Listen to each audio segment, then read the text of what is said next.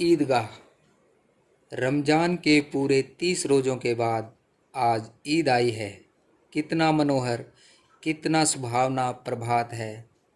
वृक्षों पर कुछ अजीब हरियाली है, खेतों में कुछ अजीब रौनक है, आसमान पर कुछ अजीब लालिमा है। आज का सूर्य देखो, कितना प्यारा, कितना शीतल है, मानो संसार को ईद की बधाई दे रहा है।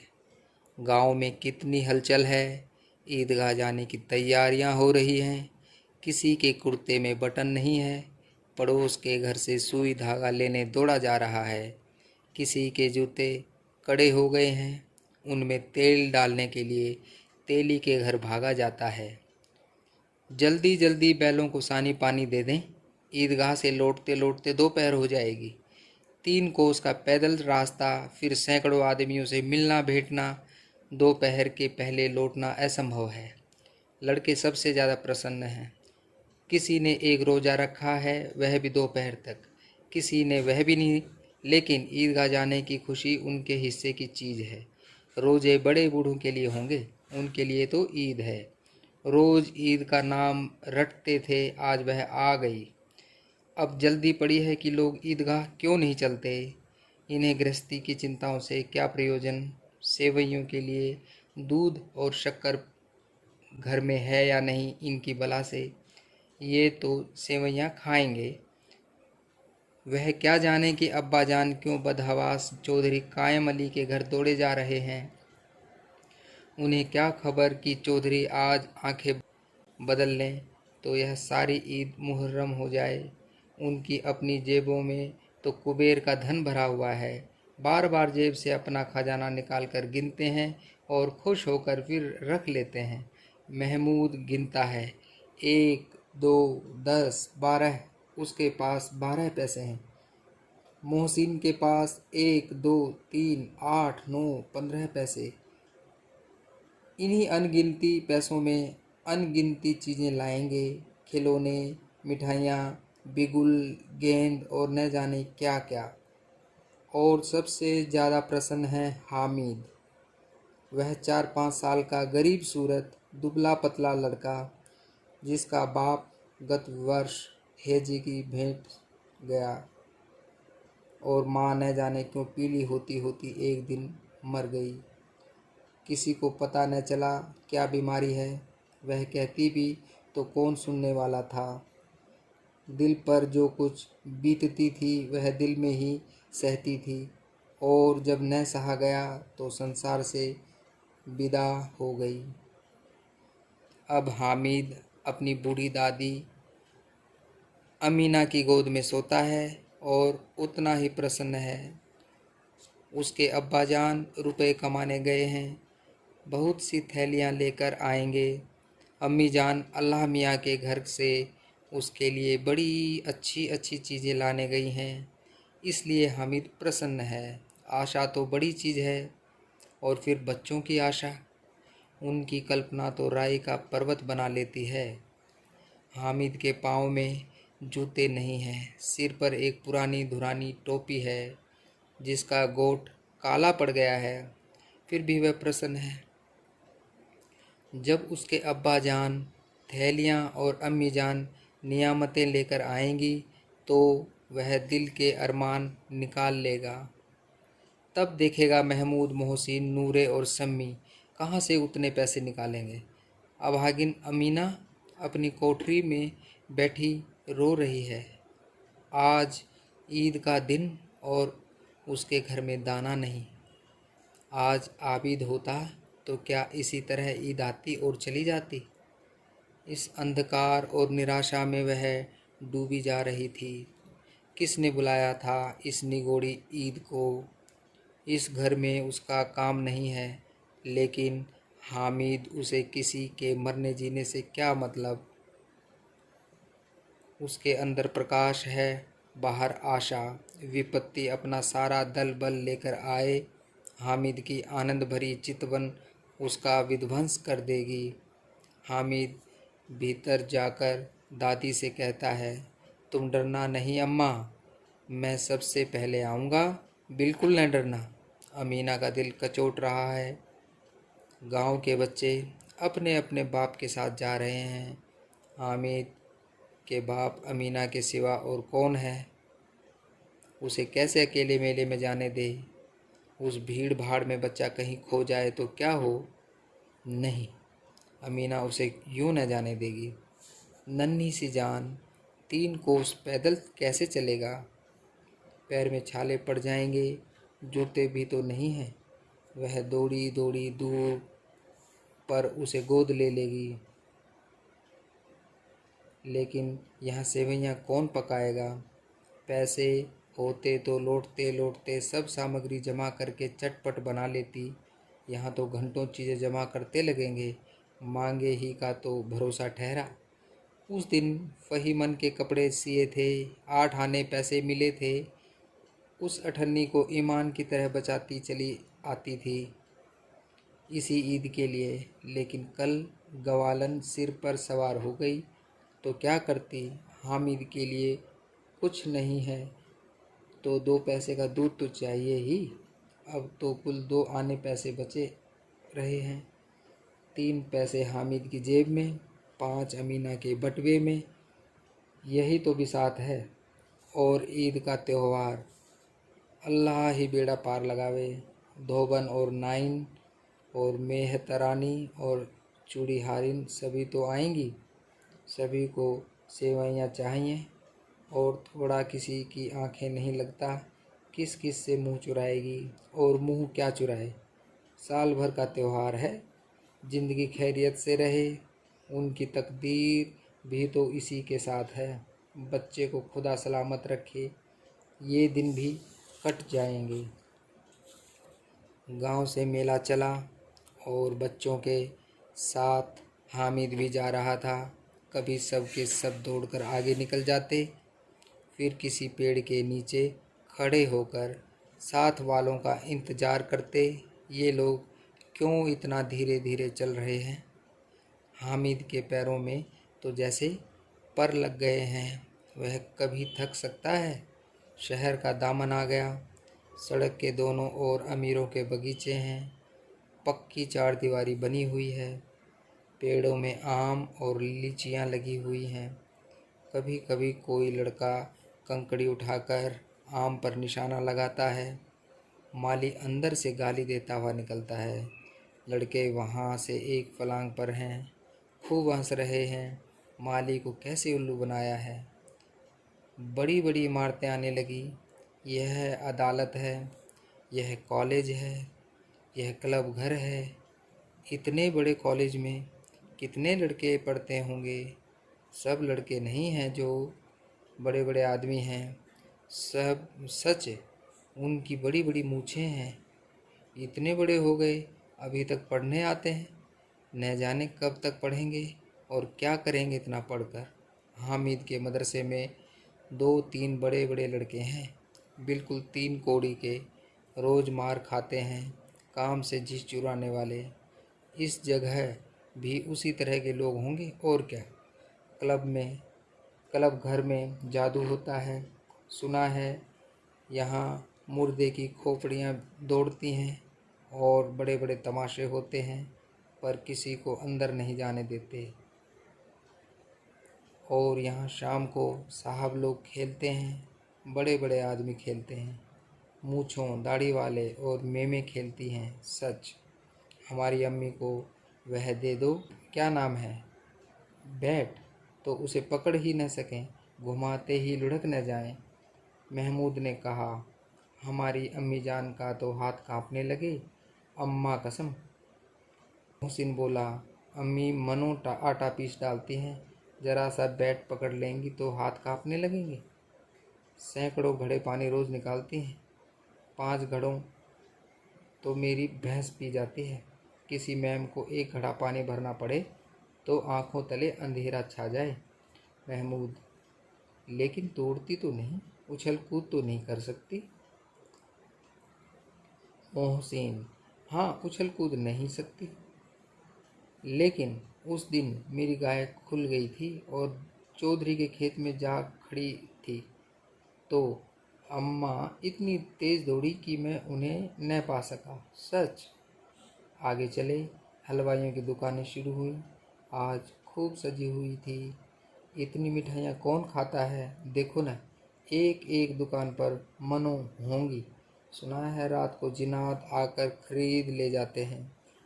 अब्बा कहते थे कि आधी रात को एक आदमी हर दुकान पर जाता है और जितना माल बचा होता है वह तुलवा लेता है और सचमुच के रुपए देता है। बिल्कुल ऐसे ही रुपए। हामिद को यकीन न आया, ऐसे रुपए जिन्नात को कहाँ से मिल जाएंगे। मोहसिन ने कहा, जिन्नात को रुपए की क्या कमी, जिस खजाने में चाहें चले जाएं। लोहे के दरवाजे तक उन्हें नहीं रोक सकते।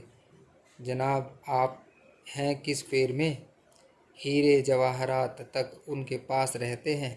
जिससे खुश हो गए उसे टोकरो जवाहरात दे दिए। अभी यहीं बैठे हैं, 5 मिनट में कहो कलकत्ता पहुंच जाएं। हामिद ने फिर पूछा, जिन्नात बहुत बड़े बड़े होते होंगे? मोहसिन, एक एक आसमान के बराबर होता है जी।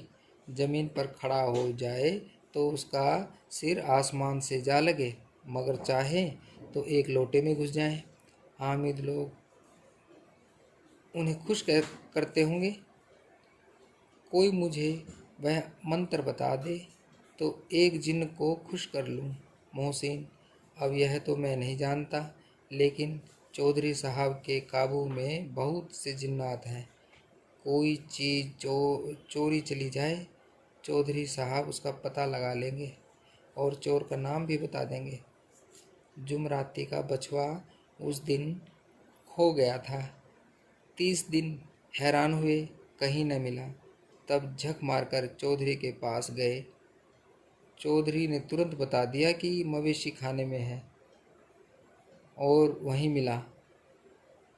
जिन्नात आकर उन्हें सारे जहान की खबरें दे जाते हैं। अब उसकी समझ में आ गया कि चौधरी के पास क्यों इतना धन है और क्यों उनका इतना सम्मान है। आगे चले, यह पुलिस लाइन है।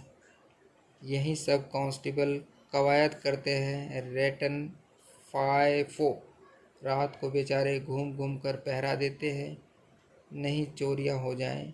मोहसिन ने प्रतिवाद किया, यह कांस्टेबल पहरा देते हैं? तभी तुम बहुत जानते हो। अजी हजरत, यही चोरी कराते हैं। शहर के जितने चोर डाकू हैं सब इनसे मिले रहते हैं। रात को ये लोग चोरों से तो कहते हैं चोरी करो, और आप दूसरे मोहल्ले में जाकर जागते रहो पुकारते हैं। इन लोगों के पास इतने रुपए आते हैं। मेरे मामू एक थाने में कांस्टेबल हैं, 20 रुपया महीना पाते हैं, लेकिन 50 रुपये घर भेजते हैं। अल्लाह कसम, मैंने एक बार पूछा था कि मामू, आप इतने रुपए कहाँ से पाते हैं? हंसकर कहने लगे, बेटा अल्लाह देता है। फिर आप ही बोले, लोग चाहे तो एक दिन में लाखों मार लाएं, हम तो इतना ही लेते हैं जिसमें अपनी बदनामी न हो और नौकरी न चली जाए। हामिद ने पूछा, यह लोग चोरी करवाते हैं तो कोई इन्हें पकड़ता नहीं? मोहसिन उसकी नादानी पर दया दिखाकर बोला, अरे पागल, इन्हें कौन पकड़ेगा? पकड़ने वाला तो यह खुद है, लेकिन अल्लाह इन्हें सजा भी खूब देता है। हराम का माल हराम में जाता है। थोड़े ही दिन हुए, मामू के घर में आग लग गई। सारी लेई पूंजी जल गई, एक बर्तन तक न बचा। कई दिन पेड़ के नीचे सोए। अल्लाह कसम, पेड़ के नीचे? फिर न जाने कहाँ से 100 कर्ज लाए तो बर्तन भांडे आए। हामिद, 150 तो ज़्यादा होते हैं। कहाँ 50, कहाँ 150 एक थैली भर होता है, 100 तो 2 थैलियों में भी न आम है। अब बस्ती घनी होने लगी थी। ईदगाह जाने वालों की टोलियां नजर आने लगी, एक से एक भड़कीले वस्त्र पहने हुए, कोई इक्के तांगे पर सवार, कोई मोटर पर। सभी इत्र में बसे, सभी के दिलों में उमंग। ग्रामीणों का यह छोटा सा दल अपनी विपन्नता से बेखबर, संतोष और धैर्य में मगन चला जा रहा था। बच्चों के लिए नगर की सभी चीज़ें अनोखी थी। जिस चीज़ की ओर ताकते ताकते ही रह जाते, और पीछे से बार बार हॉर्न की आवाज़ होने पर भी न चेतते। हामिद तो मोटर के नीचे आते आते बचा। सहसा ईदगाह नजर आया। ऊपर इमली के घने वृक्षों की छाया, नीचे पक्का फर्श जिस पर जाजिम बिछा हुआ है, और रोजेदारों की पंक्तियां एक के पीछे एक न जाने कहाँ तक चली गई हैं, पक्के जगत के नीचे तक, जहाँ जाजिम भी नहीं है। नए आने वाले आकर पीछे की कतार में खड़े हो जाते हैं। आगे जगह नहीं है। यहाँ कोई धन और पद नहीं देखता। इस्लाम की निगाह में सब बराबर हैं। इन ग्रामीणों ने भी वजू किया और पिछली पंक्ति में खड़े हो गए। कितना सुंदर संचालन है, कितनी सुंदर व्यवस्था। लाखों सिर पर एक साथ सिजदे में झुक जाते हैं, फिर सब के सब एक साथ खड़े हो जाते हैं, एक साथ झुकते हैं और एक साथ घुटनों के बल बैठ जाते हैं। कई बार यही क्रिया होती है, जैसे बिजली की लाखों बत्तियां एक साथ प्रदीप्त हों और एक साथ बुझ जाएं, और यही क्रम चलता है। कितना अपूर्व दृश्य था, जिसकी सामूहिक क्रियाएं विस्तार और अनंतता हृदय को श्रद्धा, गर्व और आत्मानंद से भर देती थी। मानो भ्रातृत्व का एक सूत्र इन समस्त आत्माओं को एक लड़ी में पिरोए हुए है। नमाज खत्म हो गई है, लोग आपस में गले मिल रहे हैं। तब मिठाई और खिलौनों की दुकानों पर धावा होता है। ग्रामीणों का यह दल इस विषय में बालकों से कम उत्साही नहीं है। यह देखो हिंडोला है, 1 पैसा देकर चढ़ जाओ। कभी आसमान पर जाते हुए मालूम होंगे, कभी ज़मीन पर गिरते हुए। यह चरखी है, लकड़ी के हाथी, घोड़े, ऊँट छड़ों से लटके हुए हैं। 1 पैसा देकर बैठ जाओ और 25 चक्करों का मजा लो। महमूद और मोहसिन और नूरे और समी इन घोड़ों और ऊँटों पर बैठते हैं। हामिद दूर खड़ा है, 3 ही पैसे तो उसके पास हैं।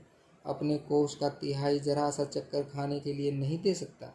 सब चरखियों से उतरते हैं, अब खिलौने लेंगे।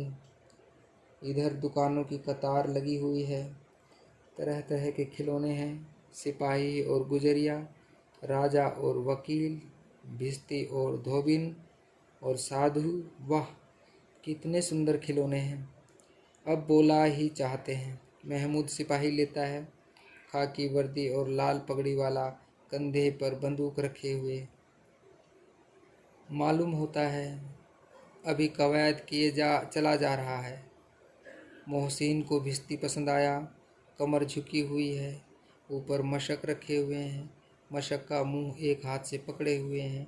कितना प्रसन्न है, शायद कोई गीत गा रहा है, बस मशक से पानी उड़ेला ही चाहता है। नूरे को वकील से प्रेम है, कैसी विद्वत्ता है। उसके मुख पर काला चोगा, नीचे सफ़ेद अचकन, अचकन के सामने की जेब में घड़ी, सुनहरी जंजीर, एक हाथ में कानून का पोथा लिए हुए। मालूम होता है अभी किसी अदालत से जिरह या बहस किए चला आ रहा है। यह सब 2-2 पैसे के खिलौने हैं। हामिद के पास कुल 3 पैसे हैं।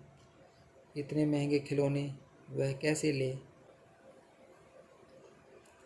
खिलौना कहीं हाथ से छूट पड़े तो चूर चूर हो जाए, जरा पानी में पड़े तो सारा रंग धुल जाए। ऐसे खिलौने लेकर वह क्या करेगा, किस काम के। मोहसिन मेरा भिश्ती रोज़ पानी दे जाएगा सांझ सवेरे। महमूद और मेरा सिपाही घर का पहरा देगा। कोई चोर आएगा तो फौरन बंदूक से फैर कर देगा। नूरे और मेरा वकील खूब मुकदमा लड़ेगा। सम्मी और मेरी धोबिन रोज़ कपड़े धोएगी। हामिद खिलौनों की निंदा करता है, मिट्टी ही के तो हैं, गिरे तो चकनाचूर हो जाएं। लेकिन ललचाई हुई आँखों से खिलौनों को देख रहा है और चाहता है कि जरा देर के लिए उन्हें हाथ में ले सकता। उसके हाथ अनायास ही लपकते हैं, लेकिन लड़के इतने त्यागी नहीं होते, विशेषकर जब अभी नया शौक है। हामिद ललचाता रह जाता है। खिलौनों के बाद मिठाइयाँ आती हैं। किसी ने रेवड़ियाँ ली, किसी ने गुलाब जामुन, किसी ने सोहन हलवा मज़े से खा रहे हैं। हामिद उनकी बिरादरी से पृथक है। अभागे के पास 3 पैसे हैं, क्यों नहीं कुछ लेकर खाता? ललचाई आंखों से सबकी ओर देखता है। मोहसिन कहता है, हामिद रेवड़ी ले जा, कितनी खुशबूदार है। हामिद को संदेह हुआ यह केवल क्रूर विनोद है। मोहसिन इतना उदार नहीं है, लेकिन यह जानकर भी वह उसके पास जाता है। मोहसिन दोने से एक रेवड़ी निकालकर हामिद की ओर बढ़ाता है। हामिद हाथ फैलाता है। मोहसिन रेवड़ी अपने मुंह में रख लेता है। महमूद, नूरे और शम्मी खूब तालियां बजा बजा कर हंसते हैं। हामिद खिसिया जाता है। मोहसिन, अच्छा अब की ज़रूर देंगे हामिद, अल्लाह कसम ले जा। हामिद, रख रहो, क्या मेरे पास पैसे नहीं हैं? शम्मी, 3 ही पैसे तो हैं, 3 पैसे में क्या क्या लोगे? महमूद, हमसे गुलाब जामुन ले जाओ हामिद, मोहसिन बदमाश है। हामिद, मिठाई कौन बड़ी नेमत है, किताब में इसकी कितनी बुराइयां लिखी हैं। मोहसिन, लेकिन दिल में कह रहे होंगे कि मिले तो खा लें, अपने पैसे क्यों नहीं निकालते? महमूद, हम समझते हैं इसकी चालाकी, जब हमारे सारे पैसे खर्च हो जाएंगे तो हमें ललचा ललचा कर खाएगा। मिठाइयों के बाद कुछ दुकानें लोहे की चीज़ों की हैं, कुछ गिलट और कुछ नकली गहनों की। लड़कों के लिए यहाँ कोई आकर्षण न था, वह सब आगे बढ़ जाते हैं। हामिद लोहे की दुकान पर रुक जाता है। वह चिमटे रखे हुए थे, कई चिमटे रखे हुए थे। उसे ख्याल आया, दादी के पास चिमटा नहीं है। तवे से रोटियां उतारती हैं तो हाथ जल जाता है। अगर वह चिमटा ले जाकर दादी को दे दे तो वह कितनी प्रसन्न होंगी। फिर उनकी उंगलियां कभी न जलेंगी। घर में एक काम की चीज़ हो जाएगी। खिलौनों से क्या फ़ायदा, व्यर्थ में पैसे खराब होते हैं। उसे ख्याल आया, दादी के पास चिमटा नहीं है। तवे से रोटियां उतारती हैं तो हाथ जल जाता है। अगर वह चिमटा ले जाकर दादी को दे दे तो वह कितनी प्रसन्न होंगी। उनकी उंगली कभी न जलेंगी। घर में एक काम की चीज़ हो जाएगी। खिलौने से क्या फ़ायदा, व्यर्थ में पैसे खराब होते हैं। ज़रा देर ही तो खुशी होती है, फिर तो खिलौनों को कोई आँख उठाकर नहीं देखता। या तो घर पहुँचते पहुँचते टूट फूट बराबर हो जाएंगे, या छोटे बच्चे जो मेले में नहीं आए हैं जिद करके ले लेंगे और तोड़ डालेंगे। चिमटा कितने काम की चीज़ है। रोटियां तवे से उतार लो, चूल्हे में सेक लो, कोई आग मांगने आए तो चटपट चूल्हे से आग निकाल कर उसे दे दो। अम्मी बेचारी को कहाँ फुर्सत है कि बाजार आएं, और इतने पैसे ही कहाँ मिलते हैं, रोज़ हाथ जला लेती हैं। हामिद के साथ ही आगे बढ़ गए हैं। सबील पर सब के सब शरबत पी रहे हैं। देखो सब कितने लालची हैं। इतनी मिठाइयाँ ली, मुझे किसी ने एक भी न दी। उस पर कहते हैं मेरे साथ खेलो, मेरा यह काम करो। अगर किसी ने कोई काम करने को कहा तो पूछूंगा, खाएं मिठाइयाँ? आप मुंह सड़ेगा, फोड़े फुंसियाँ निकलेंगी, आप ही जबान चटोरी हो जाएगी। तब घर के पैसे चुराएंगे और मार खाएंगे। किताब में झूठी बातें थोड़े ही लिखी हैं, मेरी जबान क्यों खराब होगी? अम्मा चिमटा देखते ही दौड़कर मेरे हाथ से ले लेंगी और कहेंगी, मेरा बच्चा अम्मा के लिए चिमटा लाया है, हजारों दुआएं देंगी। फिर पड़ोस की औरतों को दिखाएंगी, सारे गांव में चर्चा होने लगेगी, हामिद चिमटा लाया है, कितना अच्छा लड़का है। इन लोगों के खिलौनों पर कौन इन्हें दुआएं देगा? बड़ों की दुआएं सीधे अल्लाह के दरबार में पहुंचती हैं और तुरंत सुनी जाती हैं। मेरे पास पैसे नहीं हैं, तभी तो मोहसिन और महमूद यूँ मिजाज दिखाते हैं। मैं भी उनसे मिजाज दिखाऊंगा, खेलें खिलौने और खाएं मिठाइयाँ। मैं नहीं खेलता खिलौने, किसी का मिजाज क्यों सहूँ? मैं गरीब सही, किसी से कुछ मांगने तो नहीं जाता। आखिर अब्बा जान कभी न कभी आएंगे, अम्मी भी आएंगी ही। फिर इन लोगों से पूछूंगा कितने खिलौने लोगे, एक एक को टोकरियाँ खिलौने दूं और दिखा दूं कि दोस्तों के साथ इस तरह सलूक किया जाता है। यह नहीं कि 1 पैसे की रेवड़ियाँ ली तो चिढ़ा चिढ़ा कर खाने लगे। सब के सब खूब हंसेंगे कि हामिद ने चिमटा लिया है। हंसें मेरी बला से। उसने दुकानदार से पूछा, यह चिमटा कितने का है? दुकानदार ने उसकी ओर देखा और कोई आदमी साथ न देकर कहा, यह तुम्हारे काम का नहीं है जी। बिकाऊ क्यों नहीं है और क्यों लाए हैं? बिकाऊ है तो बताते क्यों नहीं कि कै पैसे का है? 6 पैसे लगेंगे। हामिद का दिल बैठ गया। ठीक ठीक 5 पैसे लगेंगे, लेना हो तो लो, नहीं चलते बनो। हामिद ने कलेजा मजबूत करके कहा, 3 पैसे लोगे? यह कहता हुआ वह आगे बढ़ गया कि दुकानदार की घुड़कियाँ न सुने, लेकिन दुकानदार ने घुड़कियाँ नहीं दी, बुलाकर चिमटा दे दिया। हामिद ने उसे इस तरह कंधे पर रखा मानो बंदूक है और शान से अकड़ता हुआ संगियों के पास आया। जरा सुने सब के सब क्या क्या आलोचनाएं करते हैं। मोहसिन ने हंसकर कहा, यह चिमटा क्यों लाया पगले, इसे क्या करेगा? हामिद ने चिमटे को ज़मीन पर पटक कर कहा, जरा अपनी भिश्ती ज़मीन पर गिरा दो, सारी पसलियाँ चूर चूर हो जाएं बच्चा की। महमूद बोला, तो यह चिमटा कोई खिलौना है? हामिद, खिलौना क्यों नहीं, अभी कंधे पर रखा बंदूक हो गई, हाथ में लिया फ़कीरों का चिमटा हो गया। चाहूँ तो इससे मंजीरे का काम ले सकता हूँ। एक चिमटा जमा दूँ तो तुम लोगों के सारे खिलौने की जान निकल जाए।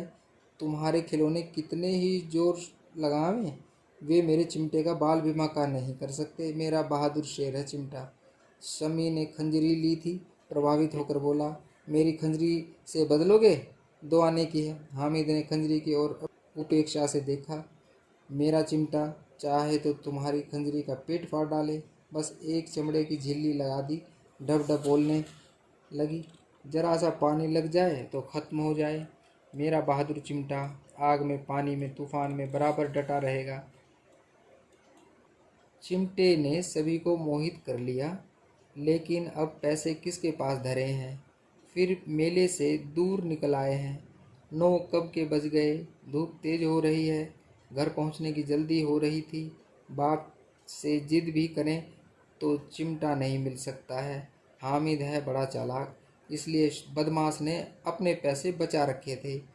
अब बालकों के 2 दल हो गए हैं। मोहसिन, महमूद, सम्मी और नूर एक तरफ हैं, हामिद अकेला दूसरी तरफ।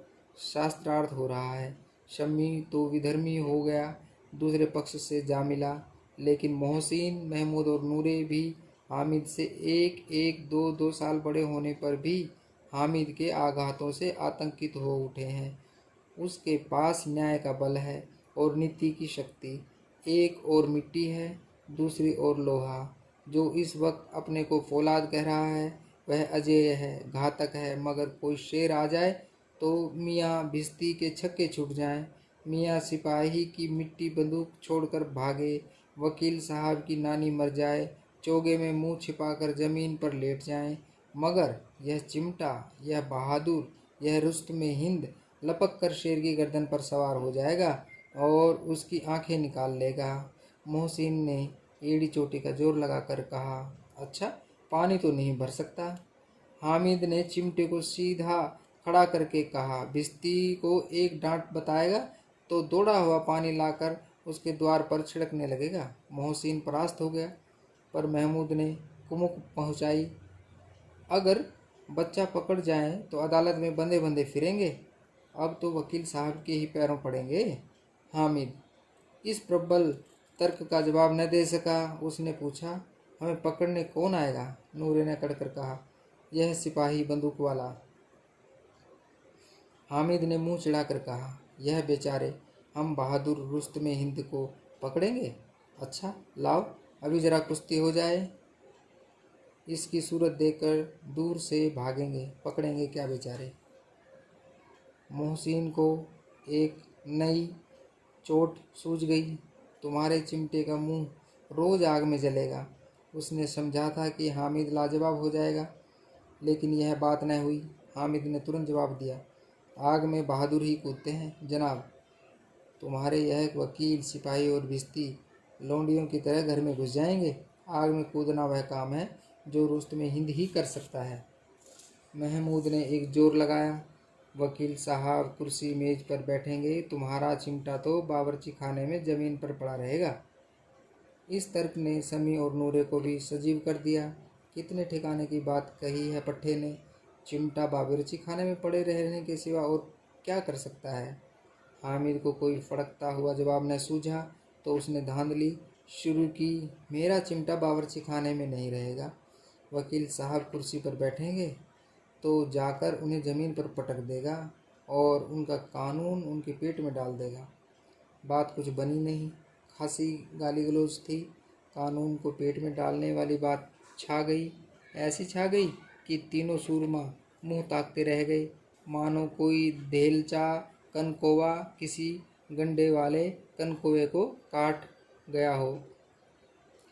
कानून मुंह से बाहर निकलने वाली चीज़ है, उसको पेट के अंदर डाल दिया जावे बेतुकी सी बात होने पर भी कुछ नयापन रखती है। हामिद ने मैदान मार लिया। उसका चिमटा रुस्तम हिंद है। अब इसमें मोहसिन, महमूद, नूरे, सम्मी किसी को भी आपत्ति नहीं हो सकती। विजेता को हारने वालों से जो सत्कार मिलना स्वाभाविक है वह हामिद को मिला। औरों ने 3-3, 4-4 आने पैसे खर्च किए पर कोई काम की चीज़ न ले सके। हामिद ने 3 पैसे में रंग जमा लिया। सच ही तो है, खिलौनों का क्या भरोसा, टूट फूट जाएंगे। हामिद का चिमटा बना रहेगा बरसों। संधि की शर्त तय होने लगी। मोहसिन ने कहा, जरा अपना चिमटा दो, हम भी देखें। तुम हमारा भिस्ती लेकर देखो। महमूद और नूरे ने भी अपने अपने खिलौने पेश किए। हामिद को इन शर्तों के मानने में कोई आपत्ति न थी। चिमटा बारी बारी से सबके हाथ में गया और उनके खिलौने बारी बारी से हामिद के हाथ में आए। कितने खूबसूरत खिलौने हैं। हामिद ने हारने वाले के आंसू पोंछे। मैं तुम्हें चिढ़ा रहा था, सच। यह लोहे का चिमटा भला इन खिलौनों की क्या बराबरी करेगा। मालूम होता है, अब बोले। लेकिन मोहसिन की पार्टी को इस दिलासे से संतोष नहीं होता। चिमटे का सिक्का खूब बैठ गया है। चिपका हुआ टिकट अब पानी से नहीं छूट रहा है। मोहसिन, लेकिन इन खिलौनों के लिए कोई हमें दुआ तो न देगा। महमूद, दुआ को लिए फिरते हो, उल्टे मार न पड़े। अम्मा जरूर कहेंगी कि मेले में मिट्टी के खिलौने तुम्हें मिले। हामिद ने स्वीकार करना पड़ा कि खिलौने को देखकर किसी की माँ इतनी खुश न होगी जितनी दादी चिमटे को देखकर होंगी। 3 पैसे ही में तो उसे सब कुछ करना था और उन पैसों के इस उपयोग पर पछतावे की बिल्कुल ज़रूरत न थी। फिर अब तो चिमटा रुस्तम हिंद है और सभी खिलौनों का बादशाह। रास्ते में महमूद को भूख लगी। उसके बाप ने केले खाने को दिए। महमूद ने केवल हामिद को साजिक बनाया। उसके अन्य मित्र मुंह ताकते रह गए। यह उस चिमटे का प्रसाद था। 11 बजे सारे गांव में हलचल मच गई। मेले वाले आ गए। मोहसिन की छोटी बहन ने दौड़कर भिश्ती उसके हाथ से छीन लिया और मारे खुशी के जो उछली तो मियाँ भिश्ती नीचे आ रहे और सुरलोक सिधारे। इस पर भाई बहन में मारपीट हुई। दोनों खूब रोए। उनकी अम्मा यह शोर सुनकर बिगड़ी और दोनों को ऊपर से 2-2 चांटे और लगाए। मियाँ नूरे के वकील का अंत उसके प्रतिष्ठानुकूल इससे ज़्यादा गौरवमय हुआ। वकील जमीन पर या ताक पर तो नहीं बैठ सकता, उसकी मर्यादा का विचार तो रखना ही होगा। दीवारों में 2 खूंटियाँ गाड़ी गई। उन पर लकड़ी का एक पटरा रखा गया। पटरे पर कागज़ का कालीन बिछाया गया। वकील साहब राजा भोज की भांति सिंहासन पर विराजे। नूरे ने उन्हें पंखा झेलना शुरू किया। अदालतों में खस की टट्टियाँ और बिजली के पंखे रहते हैं, क्या यहाँ मामूली पंखा भी न हो? कानून की गर्मी दिमाग पर चढ़ जाएगी कि नहीं। बांस का पंखा आया और नूरे हवा करने लगे। मालूम नहीं पंखे की हवा से या पंखे की चोट से वकील साहब स्वर्गलोक से मृत्युलोक में आ रहे और उनका माटी का चोला माटी में मिल गया। फिर बड़े ज़ोर ज़ोर से मातम हुआ और वकील साहब की अस्थि घूर पर डाल दी गई। अब रहा महमूद का सिपाही। उसे चटपट गांव का पहरा देने का चार्ज मिल गया। लेकिन पुलिस का सिपाही कोई साधारण व्यक्ति तो था नहीं जो अपने पैरों चले या पालकी पर चलेगा। एक टोकरी आई, उसमें कुछ लाल रंग के फटे पुराने चिथड़े बिछाए गए जिसमें सिपाही साहब आराम से लेटे थे। नूरे ने यह टोकरी उठाई और अपने द्वार का चक्कर लगाने लगे। उनके दोनों छोटे भाई सिपाही की तरह से छोने वाले जागते रहो, पुकारते चलते हैं, मगर रात तो अंधेरी ही होनी चाहिए। महमूद को ठोकर लग जाती है, टोकरी उसके हाथ से छूटकर गिर पड़ती है और मियाँ सिपाही अपनी बंदूक लिए ज़मीन पर आ जाते हैं और उनकी एक टांग में विकार आ जाता है। महमूद को आज ज्ञात हुआ कि वह अच्छा डॉक्टर है। उसको ऐसा मरहम मिल गया है जिससे वह टूटी टांग को आनन फानन जोड़ सकता है। केवल गूलर का दूध चाहिए, गूलर का दूध आता है, टांग जोड़ दी जाती है। लेकिन सिपाही को ज्यों ही खड़ा किया जाता है, टांग जवाब दे जाती है। शल्य क्रिया असफल हुई, तब उसकी दूसरी टांग भी तोड़ दी जाती है। अब कम से कम एक जगह आराम से बैठ तो सकता है। एक टांग से तो न चल सकता था न बैठ सकता था।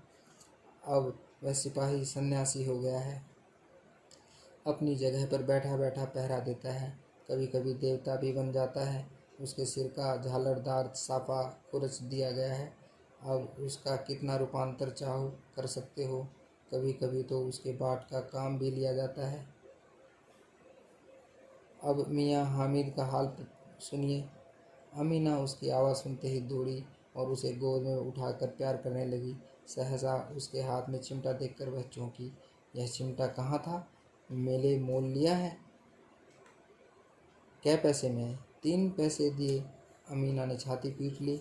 यह कैसा बेसमझ लड़का है कि दोपहर हुआ, कुछ खाया न पिया, लाया क्या यह चिमटा? सारे मेले में तुझे और कोई चीज़ नहीं मिली जो यह लोहे का चिमटा उठा लाया? हामिद ने अपराधी भाव से कहा। तुम्हारी उंगलियां तवे से जल जाती थी, इसलिए मैंने इसे ले लिया। बुढ़िया का क्रोध तुरंत स्नेह में बदल गया, और स्नेह भी वह नहीं जो प्रलग होता है और उसकी सारी कसक शब्दों में बिखेर देता है। यह मूक स्नेह था, खूब ठोस, रस और स्वाद से भरा हुआ। बच्चे में कितना त्याग, कितना सद्भाव और कितना विवेक है। दूसरों को खिलौने लेते और मिठाई खाते देखकर उसका मन कितना ललचाया होगा। इतना जब्त इससे हुआ कैसे? वहाँ भी उसे अपनी बूढ़ी या दादी की याद बनी रही। अमीना का मन गदगद हो गया। और अब एक बड़ी विचित्र बात हुई। हामिद के इस चिमटे से भी विचित्र। बच्चे हामिद ने बूढ़ी दादी का पार्ट खेला था। बुढ़िया अमीना बालिका अमीना बन गई। वह रोने लगी, दामन फैलाकर हामिद को दुआएं देती जाती थी और आंसू की बड़ी बड़ी बूंदें गिराती जाती थी। हामिद इसका रहस्य क्या समझता? स्वर राजेश कुमार पूनिया।